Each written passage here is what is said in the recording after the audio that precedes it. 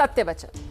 जब हमने ये शो शुरू किया तो इस प्रण के साथ किया था कि नेताओं के कथन से इतर गांव देहात का सत्य वचन आप तक पहुंचाएंगे, अधिकारियों के लीपापोती के जतन से इतर जनता का सत्य वचन आपको सुनाएंगे। अच्छा, बीते 4 दिन में हमसे जुड़े दर्शकों ने इस बात को महसूस किया होगा कि सच्चाई की डगर पर हम तो अडिग हैं।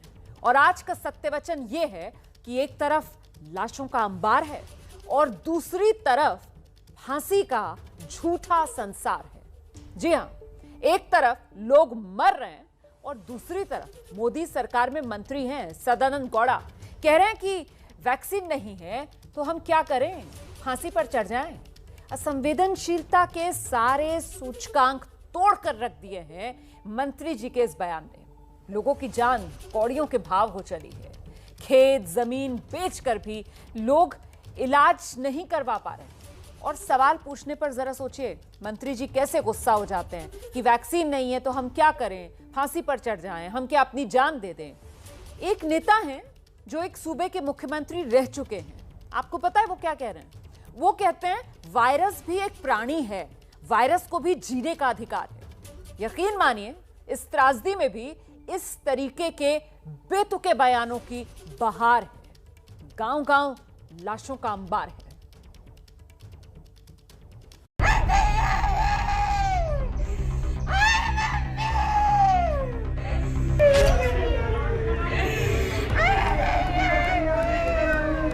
तो उस दिन से वो वेंटिलेटर पे थी और जब से इलाज चल रहा था उसका।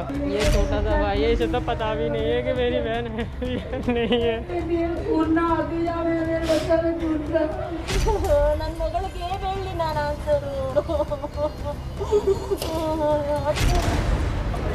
अभी गांव में तो हर घर में बीमार है।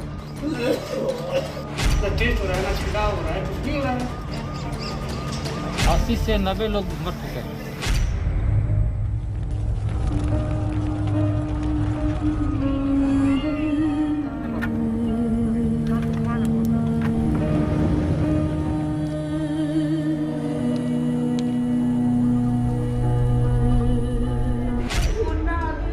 आंसुओं के सैलाब में संवेदनाओं की नाव डगमगा रही है।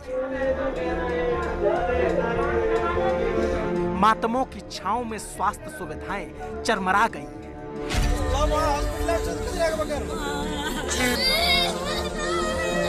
विकास की किताबी मीनार इस त्रासदी में भरभरा गई है।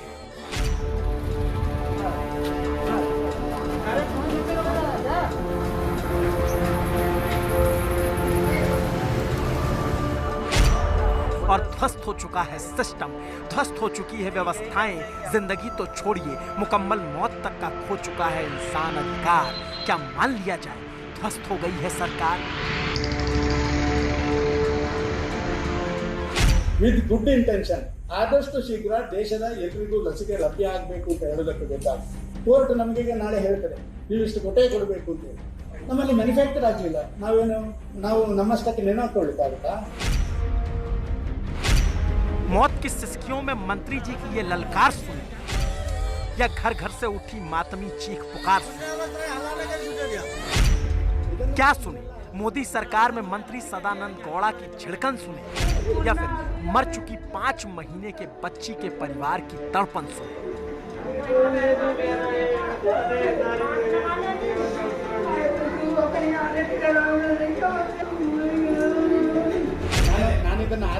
रसायन मंत्री गौड़ा कहते हैं वैक्सीन नहीं दे पा रहे तो क्या फांसी चढ़ जाए? ಕೋರ್ಟ್ ನಮಗೆ ನಾಳೆ ಹೇಳ್ತದೆ ನೀವು ಇಷ್ಟು ಕೊಡಿ। ನಮ್ಮಲ್ಲಿ ಮ್ಯಾನುಫ್ಯಾಕ್ಚರ್ ಆಗಿಲ್ಲ, ನಾವು ನಮ್ಮಷ್ಟಕ್ಕೆ ನೆನಕೊಳ್ಳುತ್ತಾ? आप फांसी मत चढ़े, मगर कुछ कर नहीं सकते तो कुछ उल जुलूल बातें भी मत करिए, क्योंकि 5 महीने की परी को खो चुका दिल्ली का ये परिवार या फिर देश के वो तमाम परिवार जिन्होंने अपनों को खोया है, वो आपकी ये फांसी वाली घुड़की सुनने की स्थिति में नहीं है। ये छोटा सा भाई है, इसे तो पता भी नहीं है कि मेरी बहन है नहीं है। माँ बेसुध हुए जा रही है, दादी बिलख रही है, छोटा सा भाई अनजान है, पिता छटपटा रहा है। 5 महीने की परी चली गई वो इलाज के अभाव में, सिस्टम के दुर्भाव में। वहाँ पे कोरोना पॉजिटिव निकल आया तो उन्होंने वहाँ से जीटीवी के लिए भेज दिया कि ये कोरोना पॉजिटिव है, हम इसका इलाज यहाँ नहीं करेंगे, इसे वहाँ ले जाओ। मगर क्या करें, इस तड़पती तरसती स्थिति में ये फांसी तो नहीं चढ़ सकते, मंत्री तो नहीं बन सकते। इस अस्पताल से उस अस्पताल चक्कर काटते रहे, मगर देश की राजधानी दिल्ली 5 महीने की परी को सांसें तक मुहैया ना करा पाया।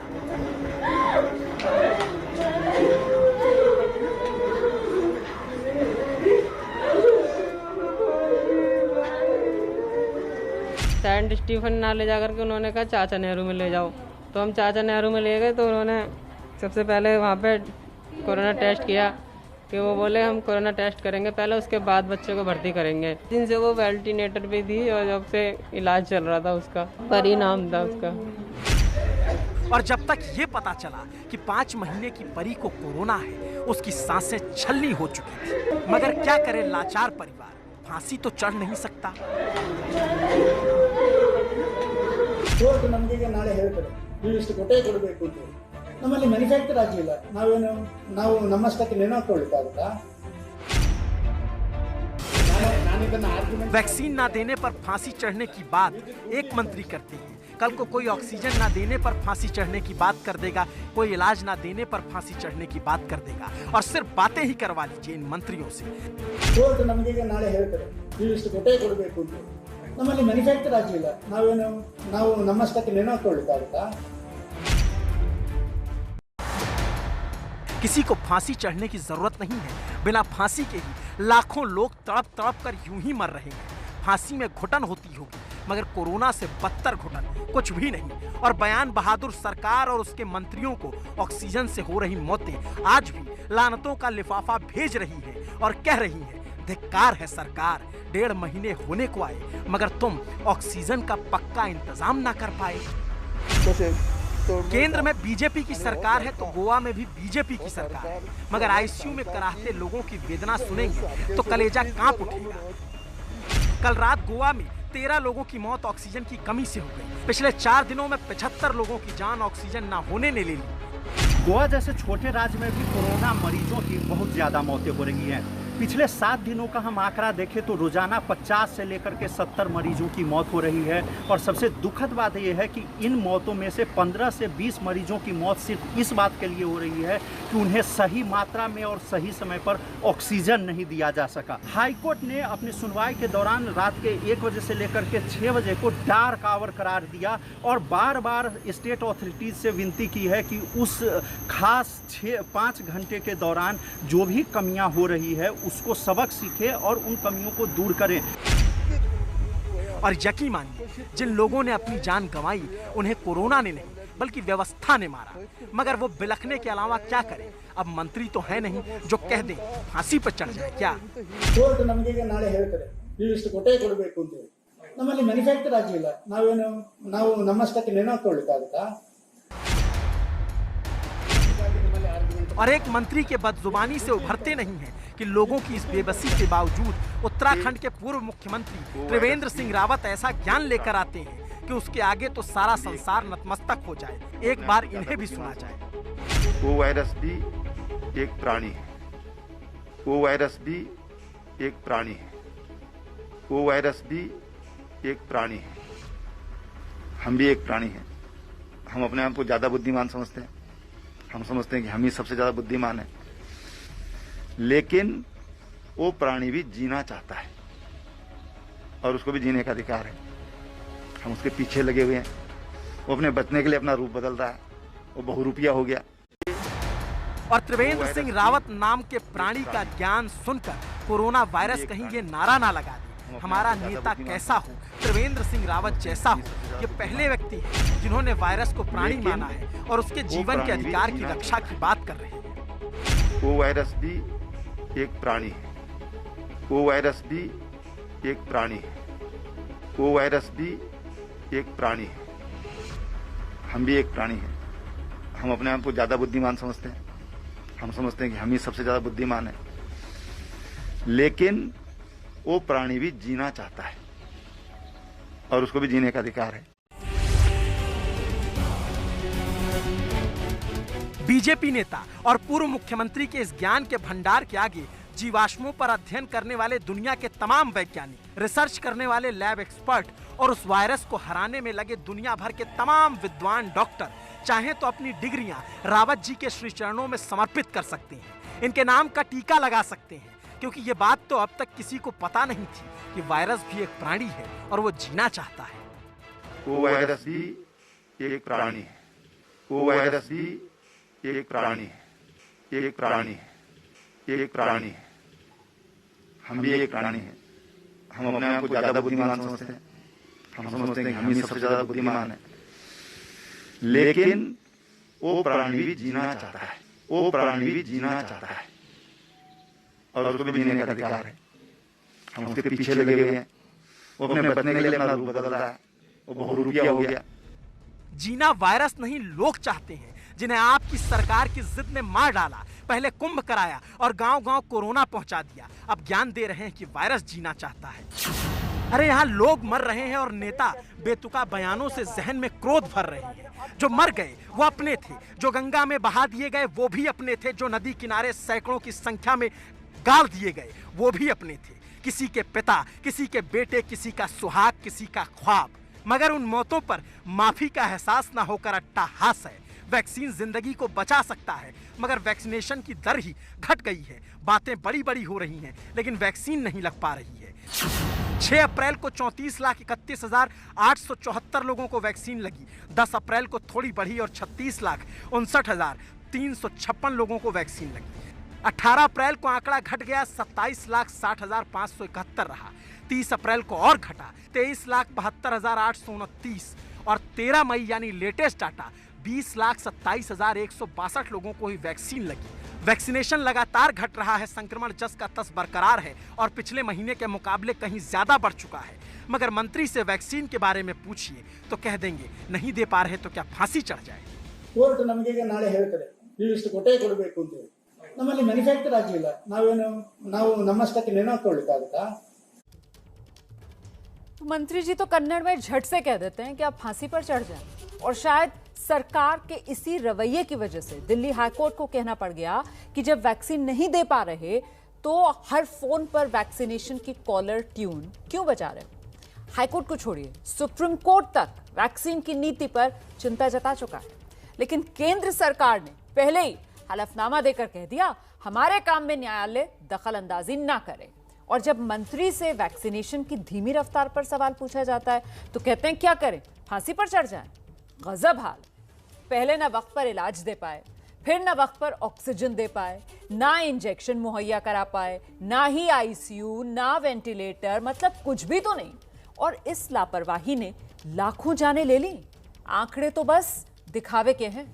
इस पर अब सरकार दावा क्या कर रही है ये जानिए आप। सरकार का दावा है कि दिसंबर तक 216 करोड़ डोज वैक्सीन के उपलब्ध होंगे। कोविशील्ड, कोवैक्सीन के अलावा स्पुतनिक, कैडिला समेत कुल 8 वैक्सीन ऐसी हैं जो भारत में मिलने लगेंगी। दिसंबर तक के लिए है ये, लेकिन सवाल ये कि दिसंबर तक के इंतजार में और कितनी जाने जाएंगी ये नहीं कह सकते, क्योंकि अब तक तो एक एक दिन का इंतजार भी बहुत लंबा लग रहा है और सियासत भी तगड़ी हो रही है। वक्त रहते सिस्टम, सरकार अगर कुछ नहीं कर पाया और अब जिन्होंने लोगों की मदद की उन्हीं से पूछताछ का एक नया चलन भी शुरू हो गया है।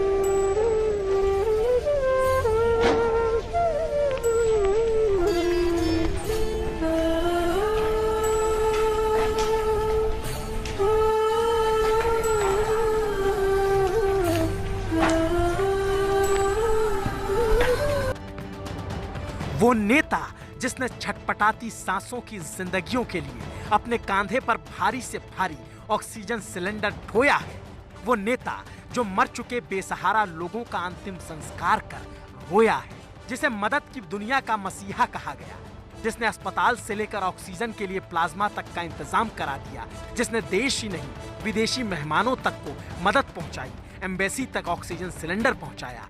उस नेता से आज दिल्ली पुलिस मदद के अनोखे जुर्म में पूछताछ करने पहुंच गई। टीवी की दुनिया में ये नाम नया हो सकता है, मगर सोशल मीडिया का ये हीरो है। नाम है श्रीनिवास बीवी, पहचान यूथ कांग्रेस अध्यक्ष, और कहते हैं राहुल गांधी के आदेश पर मदद कर रहा हूं लोगों की। तो राहुल गांधी जी का जो आदेश है लोगों को मदद करना, पूरा देश भर कांग्रेस पार्टी और यूथ कांग्रेस सारे मिलके एम्बुलेंस जगह जगह लोगों को मदद करने के लिए हमने सुविधा कर रहे हैं। दुआओं की अदब कर, हजारों लोगों की मदद कर, सुर्खियों में आए इंसानियत के इस तलबगार से आज दिल्ली पुलिस ये पूछने पहुंच गई कि आखिर तुमने मदद कैसे की, तुमने जिंदगियों को कैसे बचाया। दिल्ली पुलिस ने मददगार श्रीनिवास से क्या सवाल पूछे होंगे नहीं पता, मगर इतना जरूर पता है कि दिल्ली पुलिस इलाज के अभाव में मर गए हजारों लोगों से ये नहीं पूछा होगा कि तुम्हें इलाज क्यों नहीं मिला, ये नहीं पूछा होगा कि तुम्हें ऑक्सीजन क्यों नहीं मिला इंजेक्शन, क्यों फैलता गया इन्फेक्शन, नहीं पूछा कि आखिर क्यों बेमौत मारे गए। मगर आज दिल्ली पुलिस श्रीनिवास से ये पूछने पहुंच गई कि मदद कैसे कर रहे हो, तो सियासत में उबाल आना लाजमी था। दिल्ली पुलिस और मोदी सरकार व भारत सरकार का गृह मंत्रालय एक बचकाना और घृणित झूठ बोल रहा है। मोदी सरकार राजधर्म नहीं, रेड धर्म निभा रही है।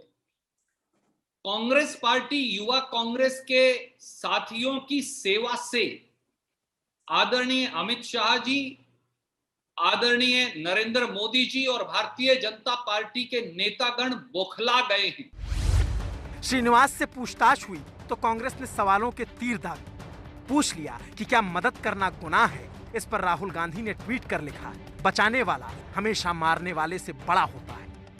और इस पर दिल्ली पुलिस कहती है कि श्रीनिवास से हुई पूछताछ हाईकोर्ट के आदेश पर हुई। जो ऑक्सीजन और दवाई युवा कांग्रेस और कांग्रेस के साथी दे रहे हैं, उन पर मुकदमा दर्ज कर उनको सार्वजनिक तौर से बेइज्जत करिएगा।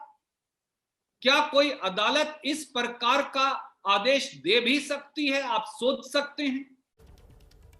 तो सुनिए सत्यवचन, जो सिस्टम मददगार और गुनहगार के बीच फर्क नहीं कर सकता ना, वो सिस्टम का जमीर मर चुका है। वो सिस्टम अंदर तक से मतलब खोखला हो चुका है। सत्यवचन में फिलहाल इतना ही।